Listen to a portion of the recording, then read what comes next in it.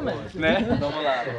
Eu nasci em Jardim, Mato Grosso do Sul, e uma família já de praticantes do budismo Nichiren. E contam os mais velhos que eu pertenço à quinta geração de praticantes.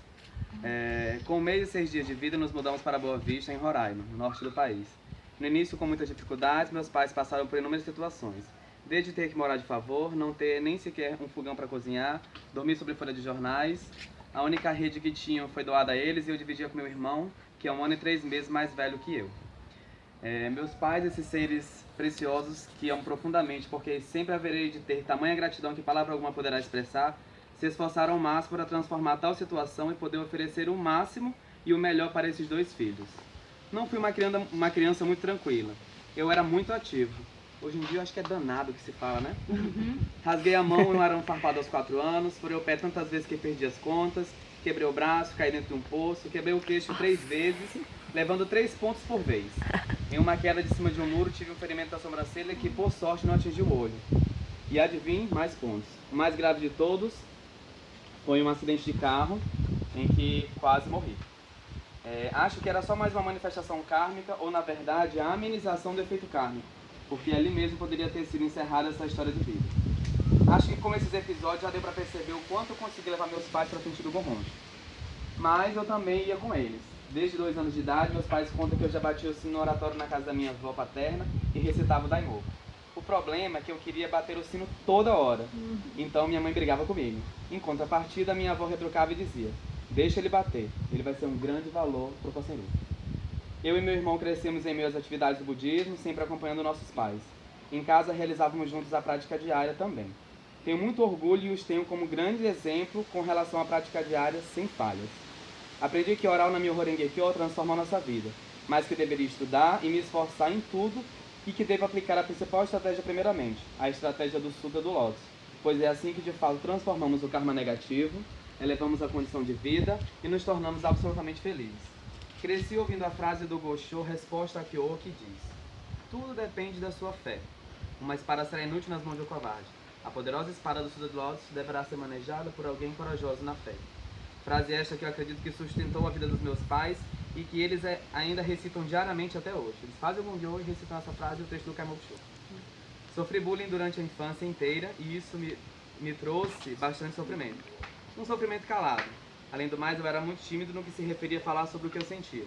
Para muitas outras coisas eu era bem desenrolado.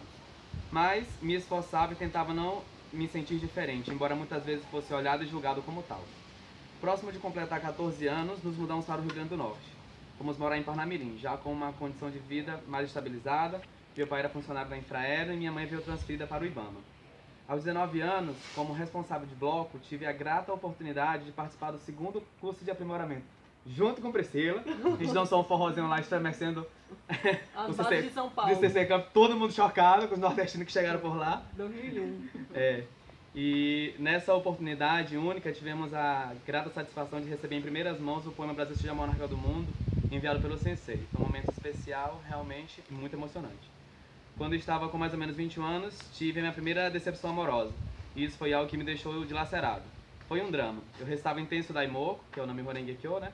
Para ser feliz, para compreender que nada era por acaso, para poder avançar da melhor maneira possível. Mas na verdade o que eu precisava era resolver uma situação que já se arrastava há muito tempo.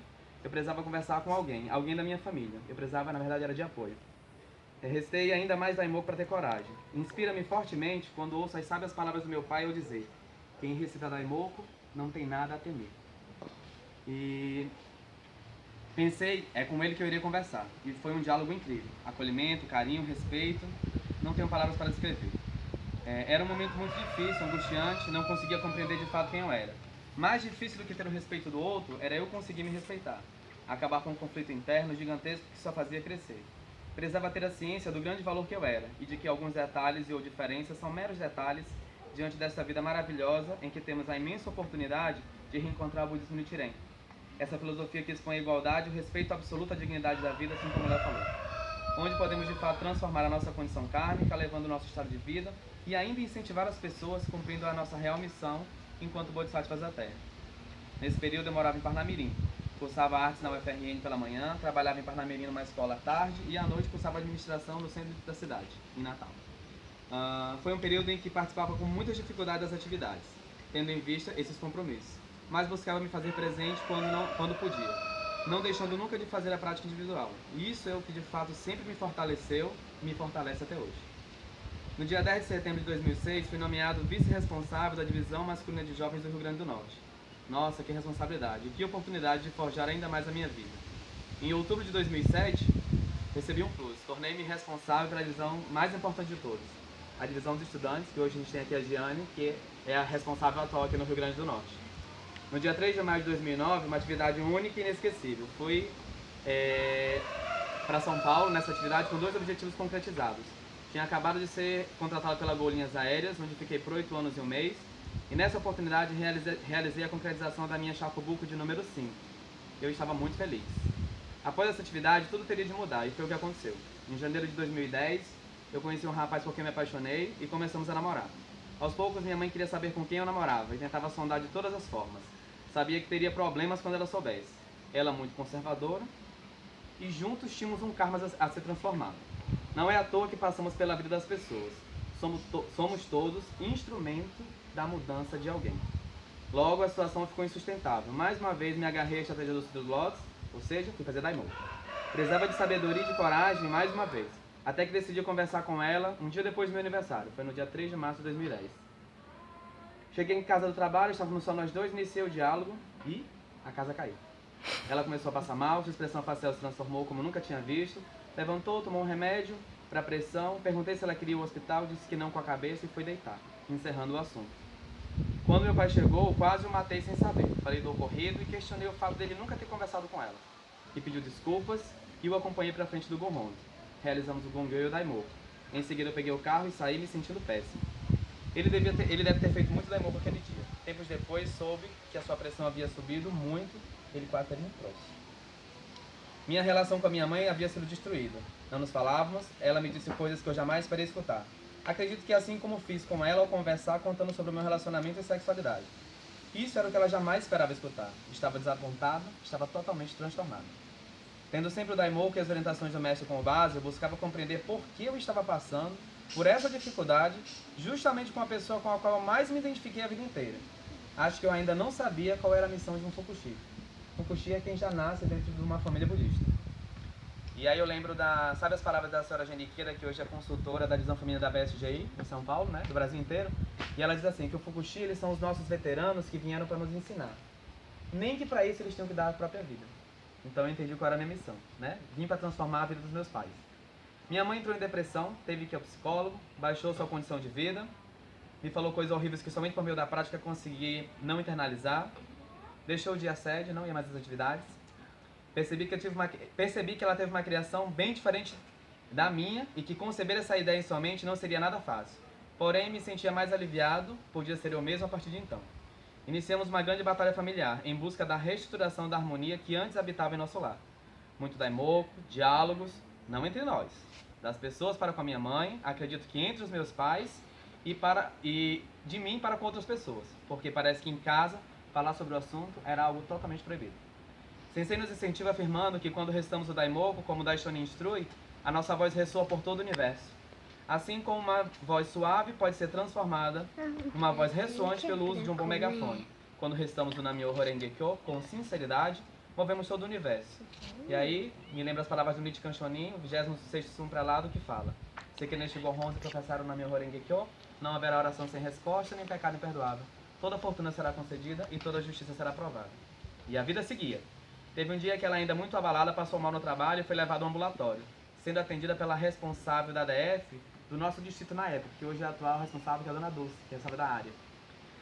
Quando sentamos diante do Goronzo e oramos, nós evocamos o nosso estado de Buda e, ao mesmo tempo, o estado de Buda das pessoas ao nosso redor. E aí, os bons amigos surgem, aparecem e abrem os caminhos. Ela incentivou minha mãe, me enaltecendo minhas qualidades, dizendo que eu era um grande valor.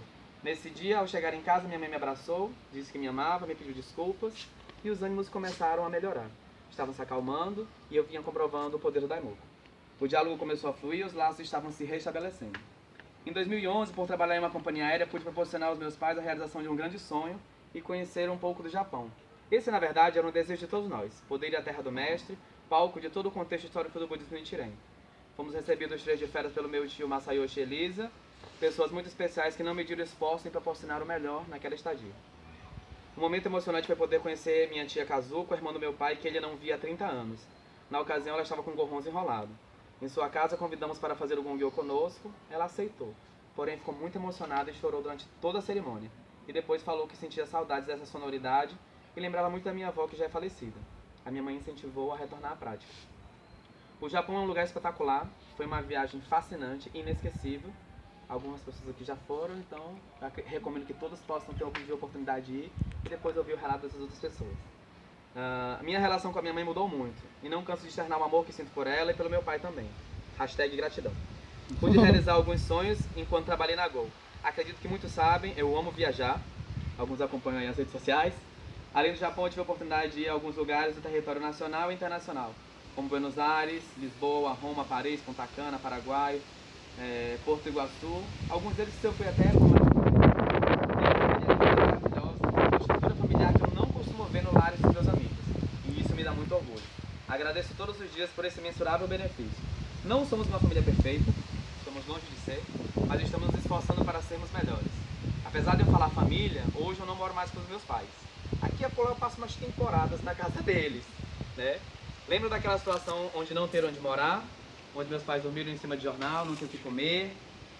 Hoje, meus pais têm apartamento alugado, casa alugada, deram meu irmão uma casa de presente, eu ganhei um apartamento, ganhei um carro. Tudo isso mudou. Nós mudamos. Graduado em Educação Artística com habilitação em Artes Plásticas e Administração, concluí em agosto do ano passado uma pós-graduação em Cultura da Moda. Em setembro, depois de atuar por alguns anos como responsável da divisão masculina de jovens, passei a consultor da divisão, sendo sucedido pelo Rafael Akio. O tempo na DJ está diminuindo, viu, Luiz? Já eu chego lá. Preciso atenuar ainda mais os meus esforços nessa divisão.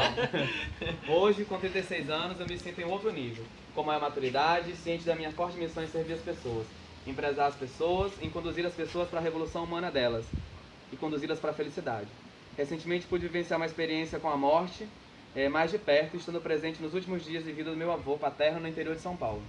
Ele faleceu aos 98 anos de idade, teve uma vida plena, praticou esporte até praticamente antes de vir a falecer, recebeu homenagens do sensei por ceder a casa para fazer atividades, recebeu homenagem do sensei mais uma vez por ser entregador de impresso, recebeu homenagem da prefeitura, recebeu homenagem da Associação Nipo-Japonesa por incentivo ao esporte, né? E ele fazia a prática diária todos os dias sem falta. E ainda participou do seu último clube aos 97 anos. E isso me deu muito orgulho. Foi um grande pioneiro do budismo e ser neto dele, realmente não tenho o que falar. Por essa oportunidade de ir a São Paulo, pude rever os parentes que há tempo não via, pude passear por mais 11 cidades do estado e ainda realizar mais um sonho, ganhei um salto de paraquedas. Muita adrenalina, aos corajosos eu super recomendo. Através do estudo do budismo, descobri felizmente como é bom ter as rédeas da minha vida em minhas mãos, que tem um grande poder porque eu sou um Buda. Aprendi que transformar o veneno em remédio é dissipar a escuridão fundamental, afastar todas as energias que me impedem de avançar, é ir muito além, é quebrar as barreiras, destruir os medos e sair da zona de conforto. É revelar e extrair o meu máximo potencial. Força, coragem e sabedoria. A gente pratica é para ter sabedoria. A gente pratica é para ser absolutamente feliz. Estudar o budismo na Soka Gakkai não é criar acadêmicos, é o estudo voltado para o Kosen Rufu. Com o estudo entendemos o juramento dos 3 mestres e levantamos para iluminar o caminho da humanidade, assumindo o compromisso do nosso juramento Seiga. Quando estudamos o Gosho, podemos elevar a condição de vida. Mais recentemente aprendi sobre a impermanência da vida, que eu acho que isso já foi falado inclusive aqui. A vida muda a todo momento. Quando a gente passa a olhar por essa ótica, né, que tudo é impermanente, tudo muda a todo momento, o tempo, a tecnologia, os acontecimentos, a sociedade, os seres humanos mudam, as ações, as falas, os sentimentos mudam. Então, quando a gente passa a ver dessa maneira e ter essa compreensão, alguns sofrimentos não caberão mais às nossas vidas. No final do ano passado, concretizei 2 chacobos, um inclusive por ter vencido o sofrimento com relacionamento amoroso. Tive a oportunidade de incentivar alguém que também sofria. Um outro amigo recentemente, no final do ano, Leôncio, se reaproximou e começamos a fazer Daimoku, antes de eu viajar para São Paulo. Então eu já tinha falado há muito tempo do budismo para ele, mas na época não teve interesse. E para minha imensa felicidade, no mês dos jovens, em julho, dia 8 desse mês, ele recebeu o Gohonzo. E de quebra eu comecei a trabalhar com ele. Levar a esperança e conduzir alguém ao caminho da felicidade, o caminho da revolução humana, caminho de mestre e discípulo não tem causa mais nobre e benefício maior. Eis a nossa missão. Em primeiro lugar, eu sou muito grato a Ikeda Sensei por tamanha oportunidade de me treinar como um jovem de valor, por acreditar no meu potencial. Aos meus pais, muito obrigado por compartilhar dessa existência comigo e por me oferecerem sempre o melhor. O maior tesouro que herdei deles foi poder crescer dentro da Gakkai, praticar esse budismo e juntos nos tornarmos seres humanos melhores. E a todos vocês que hoje podem me ouvir, permitir compartilhar esse relato, muito obrigado. Ei!